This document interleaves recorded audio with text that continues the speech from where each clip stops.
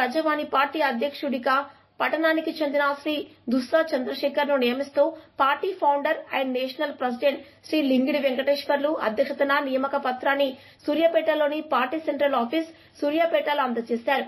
వీరి నియామకము తక్షణమే అమల్లోనికి వస్తుందని, ప్రజావాణి పార్టీని జిల్లా వ్యాప్తంగా జిల్లా అధ్యక్షుడి హోదాలో బలోపేతం చేయాలని దుస్సా చంద్రశేఖర్ ను లింగిడి వెంకటేశ్వర్లు కోరారు. రాబో స్థానిక సంస్థల్లో బీఆర్ఎస్, కాంగ్రెస్, బీజేపీ పార్టీలను ప్రజావాణి పార్టీ చిత్తుగా ఓడిస్తుందని లింగిడి అన్నారు. ప్రజావాణి పార్టీ అధ్యక్షుడు లింగిడి వెంకటేశ్వర్లు గారు, మనోహర్ గుప్తా గారు నాకు ఈ పదవి కట్టబెట్టినందుకు ధన్యవాదాలు.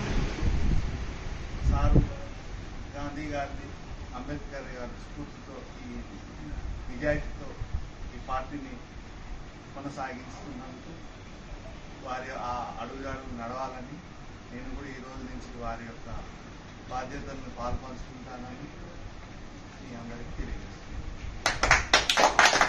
నమస్కారం,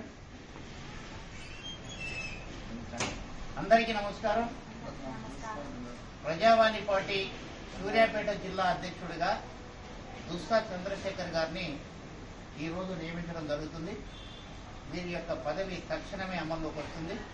మరి ఈ సందర్భంగా జిల్లా అధ్యక్షుడి యొక్క హోదాలో సూర్యాపేట జిల్లా వ్యాప్తంగా పర్యటనలు చేసి గ్రామ కమిటీలను, మండల కమిటీలను, పట్టణ కమిటీలను ఏర్పాటు చేయాలని చంద్రశేఖర్ గారిని కోరుతున్నాను.